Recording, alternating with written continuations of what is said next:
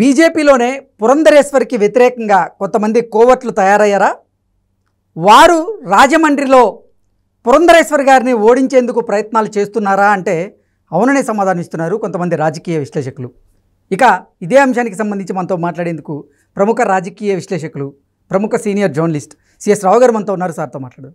Sir hi sir. Hello sir, బీజేపీలోనే పురంధరేశ్వరికి వ్యతిరేకంగా కొంతమంది కోవట్లు తయారయ్యారని, వారు రానున్నటువంటి ఎన్నికల్లో రాజమండ్రిలో పురంధరేశ్వరి గారిని ఓడించేందుకు ప్రయత్నాలు కూడా చేస్తున్నారు అంటూ ఒక వార్త ఇప్పుడు సోషల్ మీడియాలో చక్కర్లు కొడుతూ ఉంది. ఏంటి సార్, నిజంగా కోవట్లు తయారయ్యారా పురంధరేశ్వరి గారికి వ్యతిరేకంగా? చాలా క్లియర్గా చాలా కాలంగా వినిపిస్తుంది ఏంటంటే బీజేపీలో బలమైనటువంటి వైఎస్ఆర్ కాంగ్రెస్ పార్టీ కోవట్లు ఉన్నారు. బీజేపీలో ఉంటూ వైఎస్ఆర్ కాంగ్రెస్ పార్టీకి కోఆపరేట్ చేసేవాళ్ళు, వైఎస్ఆర్ కాంగ్రెస్ పార్టీకి ఉప్పందించేటువంటి వాళ్ళు చాలామంది ఉన్నారని సంగతి తెలుసు. దాంట్లో బలంగా 4 పేర్లు వినపడుతున్నాయి. ఆ 4 కాకుండా ఇంకా చాలామంది ఉన్నారు అనేది ఇటీవల కాలంలో బీజేపీ అధిష్టానం వద్ద కూడా ఒక జాబితా వెళ్ళింది. ఆ జాబితాని ఎవరు తీసుకెళ్లారు అని అంటే పురంధరేశ్వరికి సంబంధించినటువంటి వాళ్ళు ఒక వర్గం తీసుకెళ్ళి అక్కడ ఇచ్చిందని చెప్పి చెబుతున్నారు. సరే, ఇదంతా ఒక ఎత్తు అయితే మొత్తం మీద బీజేపీలో 0.5% ఓట్ బ్యాంక్ ఉన్నటువంటి రాష్ట్రంలో గ్రూపు విభేదాలు చాలా ఎక్కువ ఉన్నాయి.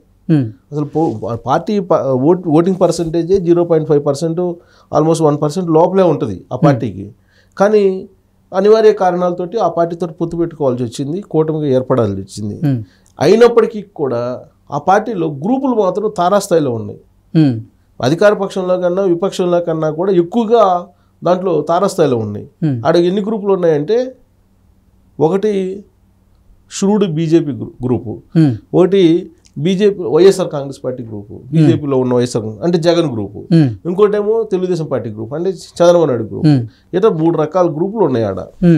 మళ్ళీ ఈ గ్రూపుల్లో మళ్ళీ బీజేపీ గ్రూప్లో ఏదైతే ఒరిజినల్ నుంచి బీజేపీలో ఉంటున్నారో ఆ గ్రూప్లో మళ్ళీ అమిత్ షా గ్రూప్ ఒకటి, మోడీ గ్రూప్ ఒకటి.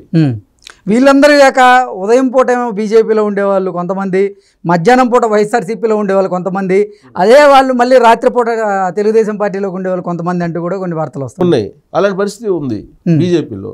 ఇలాంటి సిచ్యువేషన్లో పురంధరేశ్వరి అసలు రాజమండ్రి నుంచి గెలిచే అవకాశం ఉందా లేదా అని అంటే ఆమె గెలిచే అవకాశం లేదని చెప్పి గత 4 రోజుల నుంచి ఆ పార్టీలో ఉండేటువంటి వాళ్ళే అది పనిగా మౌత్ టాక్ చేస్తూ ఉన్నారు, మౌత్ టాక్ స్ప్రెడ్ చేస్తూ ఉన్నారు ఆ పార్టీలో వాళ్ళే. ఇప్పుడు పురంధరేశ్వరి గెలవాలంటే ఇప్పుడు అనపర్తి అసెంబ్లీ నియోజకవర్గంలో క్యాండిడేట్ని మార్చాలి. ఆ క్యాండిడేట్ని కనుక మార్చకపోతే ఓడిపోయేటువంటి అవకాశం ఉంది ఆమె అని చెప్పి ప్రచారం చేస్తున్నారు. ఇప్పుడు అనపర్తి ఏంటి, అక్కడ పక్కాగా రెడ్డి సామాజిక వర్గం 68,000 ఓట్లు రెడ్లకు సంబంధించిన ఓట్లు. మిగిలిన రాష్ట్రంలో ఉండేటువంటి మిగిలిన రెడ్డి సామాజిక వర్గం కన్నా కూడా అనపర్తిలో ఉండేటువంటి రెడ్డి సామాజిక వర్గం చాలా ఐక్యంగా ఉంటుంది, చాలా బలంగా ఉంటుంది అని చెప్పేసి అందరికీ తెలిసినటువంటి విషయం. అక్కడ రెడ్డి సామాజిక వర్గానికి తప్ప వేరే వాళ్ళకి ఇస్తే గెలిచే అవకాశం లేదనేది సర్వేలన్నీ ఘోషిస్తూ ఉన్నాయి. అయినప్పటికీ అక్కడ బీజేపీ వాళ్ళు ఏం చేశారు, ఎవరినో పెట్టుకున్నారు. సో ఇప్పుడు అక్కడ అనపర్తి నుంచి మార్చాలి, అనపర్తి నుంచి మార్చాలి అని అంటే ఇప్పుడు మళ్ళీ ఎవరో ఒకరికి అక్కడ సమ్ రామకృష్ణారెడ్డి ఎవరు ఉన్నారు తెలుగుదేశం పార్టీ, ఆయనకి ఇవ్వాలి అంటే బీజేపీ ఒక సీటు వదులుకోవాలి. ఆ సీటు వదులుకోవాలని అంటే మళ్ళీ సీటు వదులుకోరు, బలమేమో తక్కువ, సీట్లేమో ఎక్కువ కావాలి. సో అలాంటి పరిస్థితిలో ఆ పార్టీ ఉంది. ఇప్పుడు ఈ ఈక్వేషన్లో, ఈ కాంబినేషన్లో పురంధరేశ్వరి తనకున్నటువంటి చరిష్మా ఏదైతే ఉందో ఆ చరిష్మాని కోల్పోయేటువంటి ప్రమాదానికి బీజేపీ తీసుకొస్తుంది. ఇప్పుడు ఆమెమో బలమైనటువంటి లీడరు, ఎన్టీ రామారావు వారసత్వంగా రాజకీయాల్లోకి వచ్చి ఎన్టీ రామారావు కుమార్తెగా ఒక మంచి పేరు సంపాదించుకున్నారు, కేంద్ర మంత్రిగా కూడా మంచి పేరు సంపాదించుకున్నారు. రాజకీయాల్లో ఆమెకంటూ ప్రత్యేకమైనటువంటి స్థానం ఉంది, వివాద రహితంగా ఉంటారు ఆవిడ.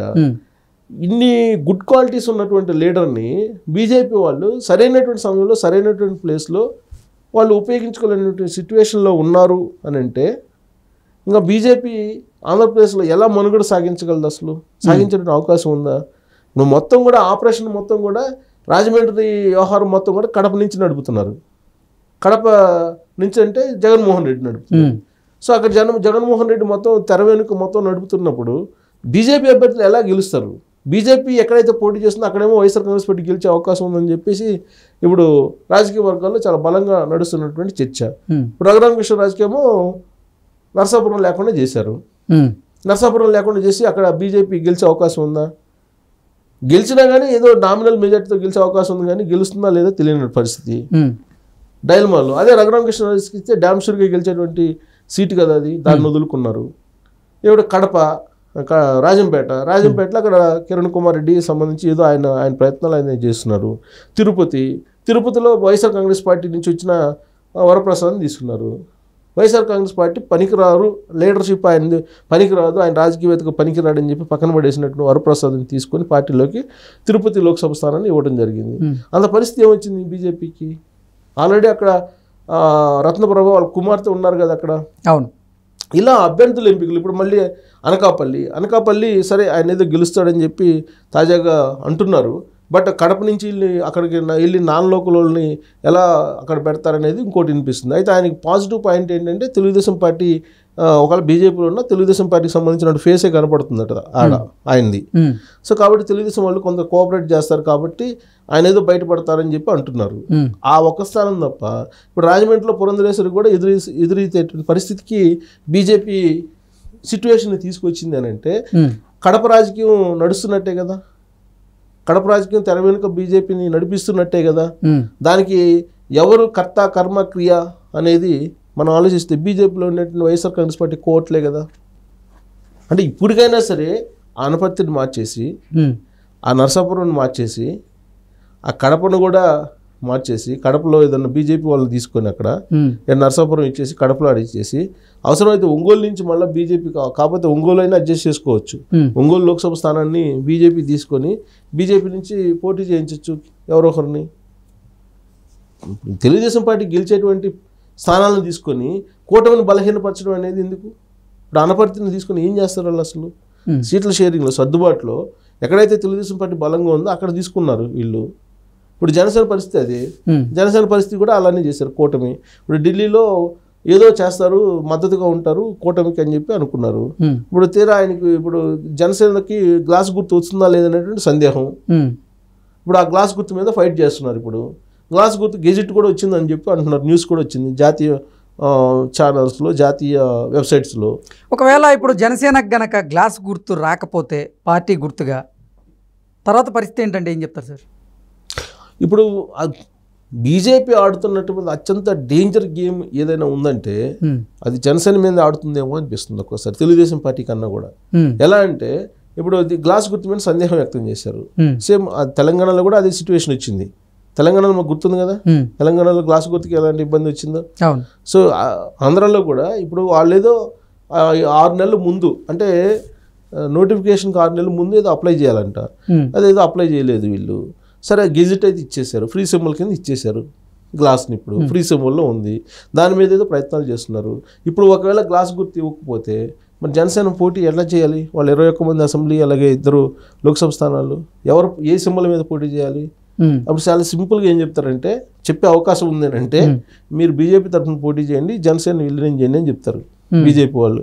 అంటే ఎప్పటి నుంచో అంటే జనసేనని భారతీయ జనతా పార్టీలో విలీనం చేయమని చెబుతారంటారు. ఆల్రెడీ మనం చెప్పడం కాదు, పవన్ కళ్యాణ్ 4 సంవత్సరాల క్రితం చెప్పారు, ఒక జాతీయ పార్టీ నా మీద ఒత్తిడి తీసుకొస్తుంది విలీనం చేయమని పార్టీని అని. 4 సంవత్సరాల క్రితం చెప్పాడు పవన్ కళ్యాణ్ చెప్పాడు కదా క్యాడర్కి విలీనం చేయమని చెప్పి ఒత్తిడి తీసుకొస్తుంది. అందులో భాగంగా ఉన్న ఫ్రీ సింబల్ చేస్తున్నారనే డౌట్ కూడా ఉంది ఇప్పుడు. ఓకే, వాళ్ళ స్కెచ్లో భాగంగా ఫ్రీ సింబల్ చేస్తున్నారా, గ్లాస్ గుర్తు లేకుండా చేస్తున్నారా అనే డౌట్ కూడా ఉంది. సో ఇలా రకరకాల అనుమానాలు, రకరకాల అపోహలను క్రియేట్ చేస్తూ కూటమిని నానాటికి పరిచేలాగా బీజేపీ వ్యవహరిస్తుంది అనేటువంటి ఒక అపోహ అయితే ఆ పార్టీ మీద ఉంది. ఇప్పుడు వాటన్నిటిని చక్కదిద్దుకోకపోతే పురంధరేశ్వరి కూడా అక్కడ గెలిచేటువంటి అవకాశం లేకుండా పోతుంది అనేది ఇప్పుడు తాజాగా జరుగుతున్నటువంటి